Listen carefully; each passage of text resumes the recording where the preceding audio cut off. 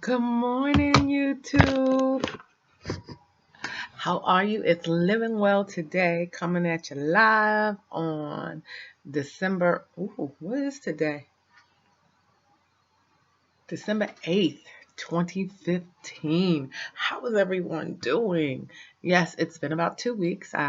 This is my first official going every 2 weeks or twice a month. Just depends on how it works out. But my goal is right now, maybe for the next 3 months, till my 6 month anniversary, to be at least two times a month, and we'll take it from there, and we'll see that maybe it might be once a month until my anniversary. So let's start off with some stats.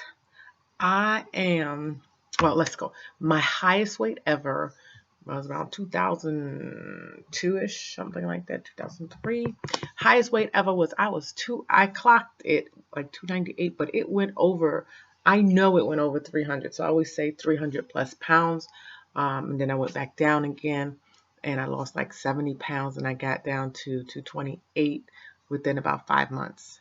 One of the things that I noticed is, and this is a lot of our problems, is when you gain a whole lot of weight, if you don't get it off within that first year, it just kind of stays with you and it becomes like part of your body. So you may not eat as much as you did to get there, but it's very hard to lose the weight, which is, ooh, I'm knocking things down, which is really why why for me the struggle had been so hard because um at 21 I was like 210, maintained that for several years after high school, and then I hit up over 250 and I always found it hard to get to like 228. So, like I said, the highest weight brought me down, but then I would play from 228 to 255, back and forth, yo-yoing all over the place with various diets and everything.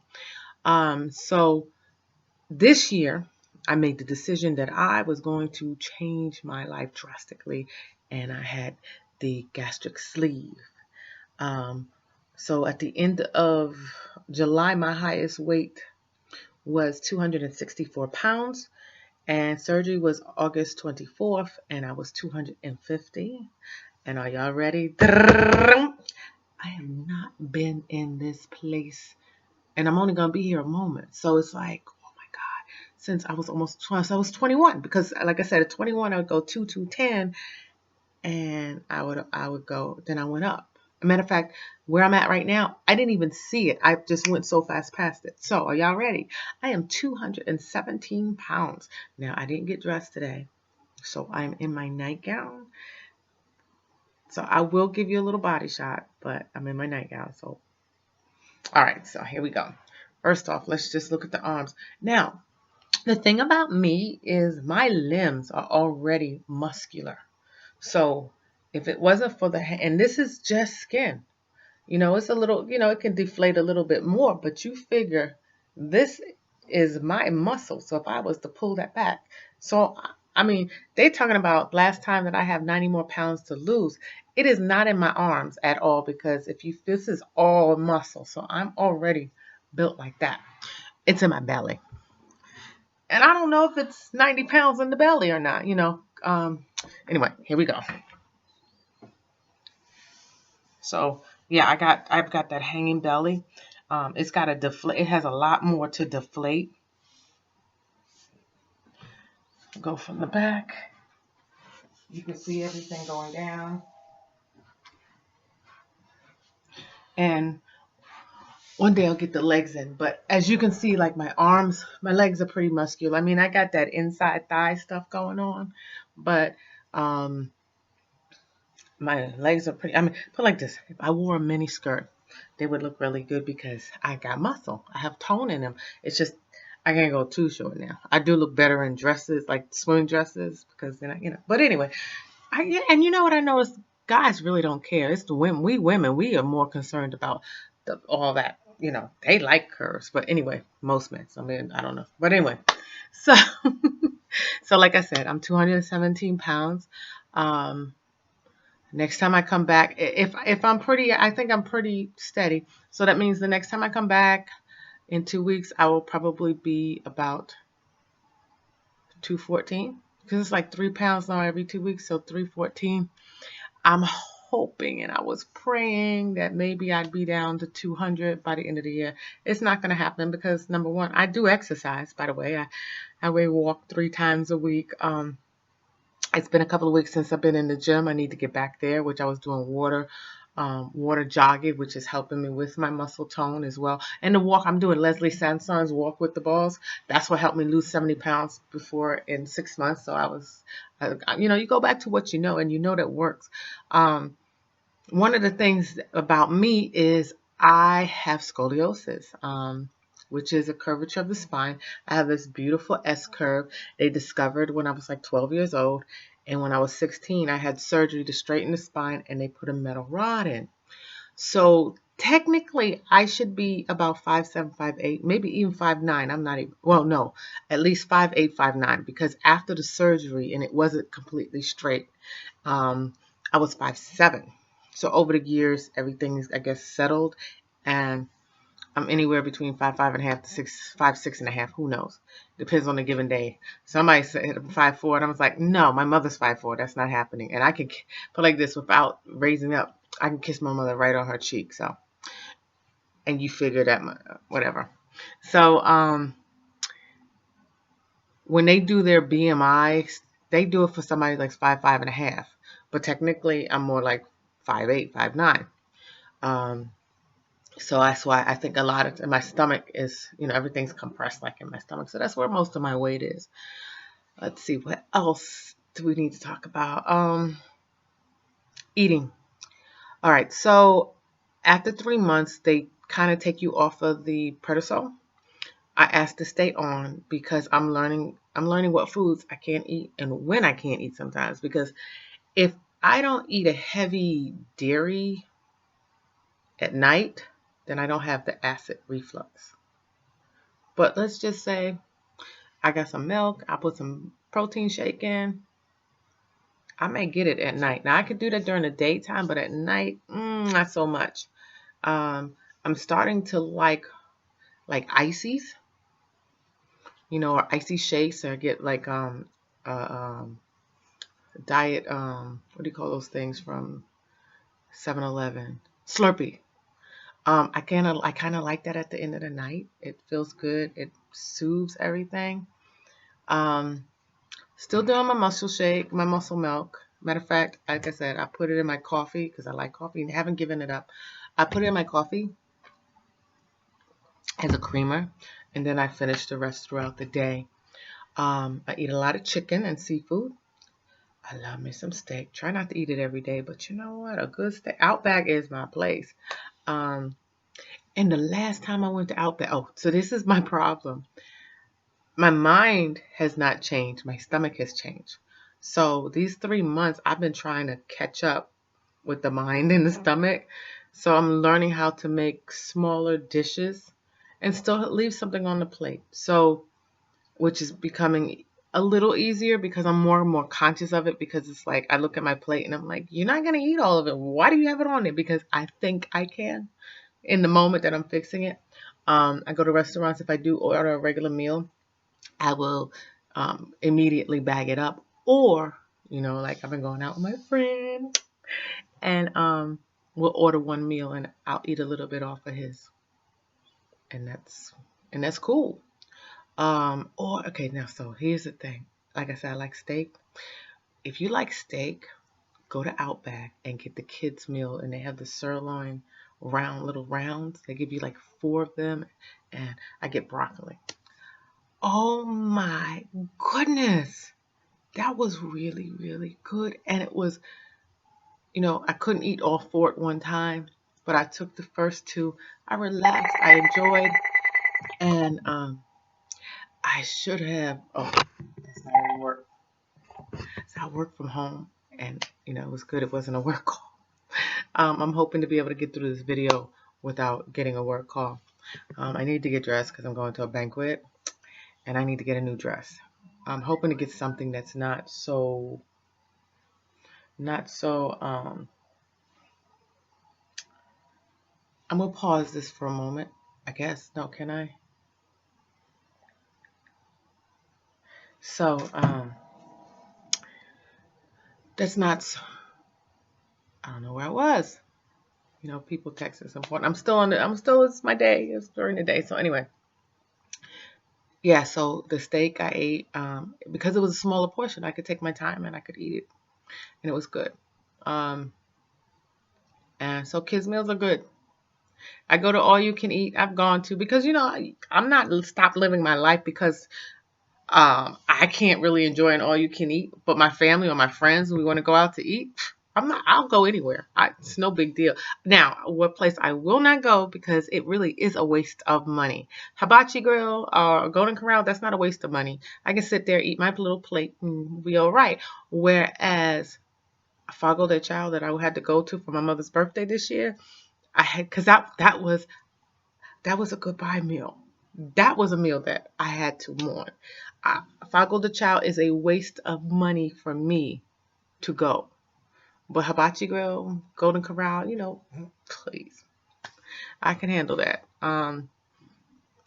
And especially if I want to get my seafood grill, there's a Tokyo Grill out here, and they have lots of seafood and shrimp and crabs and stuff like that. So I can go there and get my seafood on. I can get shrimp. It seems like the seafood I can get down more or whatever, but it's all protein, which is really good. I don't do it every day. That's not something I can do every day. I'm trying to slow down from Thanksgiving because I know the holidays are getting ready to come up. Sweets. I can do now. I didn't have bypass, but the thing about sweets is when I have sugar, it becomes acidic also in my stomach, and I get this feeling in the blood. I can feel it, and I'm not too sure I like it. So, it's not something I want to do every day. Now, that doesn't mean that I don't want something sweet sometimes, but I kind of have. That's why I think that's why I'm going to the Slurpees or the frozen drinks because they feel better. And that's what this is about. This is a learning stage about what feels good and doesn't feel good because, we don't have to be in pain, but we have this high tolerance of pain, so that's why we have the gastric and all that because we eat whatever. And instead of like examining, not so much. I don't think that's going to be a good thing for me to do. And so that's where I'm at in this stage of the game, heading into my second quarter. What works and doesn't work, and be okay with it. And everybody I'm around, I don't hide the fact that I've had surgery. I don't even hide it from the fact that from the restaurant. I'll tell the restaurant in a minute because they're gonna look at you. They're gonna be like, "You don't want to eat so much, or are you so full already?" I'm like, "Look, I had surgery, and my stomach can only tolerate so much." And the conversation goes so much smoother. For those that may feel like, "Oh, it's a private matter, you don't want to share," you know, no judgment. That's on you. But I just find just getting it out there is over with. Matter of fact, they're giving you encouragement. They may have questions and you can help and answer. And I mean, that's what support is about anyway. And maybe they've been thinking about it. Let's see what else. A friend, we're coming along really good. I desired, and it happened. I wanted to have somebody go through this process with me, but not just go through this process with me, go through life. Um, we've been together now a couple of months and been separated since April 1st. So I did a whole lot of healing work and just different things and everything. So I don't even see it as a rebound because the way my spirituality is when you work on your heart and you do the work, like you could do the work over years if you want to. I mean, that's on you. You don't want to date nobody for like 2 years after you've separated or whatever. That's on you. I'm not even going to get into traditional theology and non-theology. I'm just saying, I serve a God that does instant stuff. Did he instantly heal my heart from that? No, it took a little bit of time. I had to do the work up here, some writing. I had to purge. I had to do some things, but I didn't want to do it over a long period of time. From April, my heart started feeling better by the end of June. Started seeing how it was or whatever. And I guess by September, when I met my friend, I was feeling really good.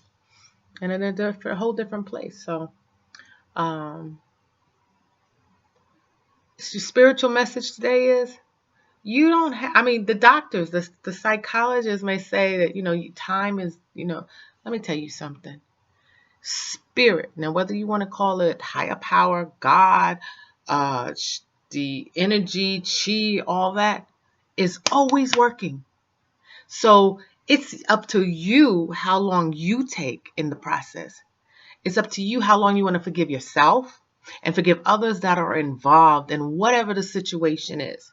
That's a lot of times why we hold on to our weight. But if we want to release anything, you have to do a forgiveness process. You have to release whatever's been holding you back and putting you in bondage and just say, no, I just surrender to something greater, to something better. Because once you release it, then good can come in. Good can't come in if you keep blocking it with, oh, no, no, no, no, or I won't release this person, or you have all this angst. It ain't happening. Is it working for you, baby? Have you seen a change by doing that? No, but I'm telling you now, when you decide to release it, it doesn't have to take all. It just takes one thought change of your mind and your world will see. You will see it differently. It doesn't mean that because you changed your mind that the people change. No, what happens is you change your mind and you see things differently. You see it from a different perspective rather than right there on the ground. Like we look at ants and we see them, we're not, but when we look at ants, we see them crawling around, right?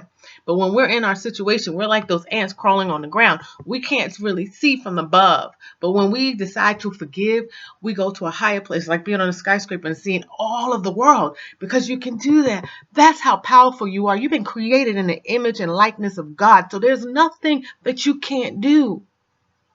So that's my message for you today. Change your mind, change your world. Remember, beloved, that you are spirit first, clothed in a soul, expressing in your body and a face. There ain't nothing wrong with you.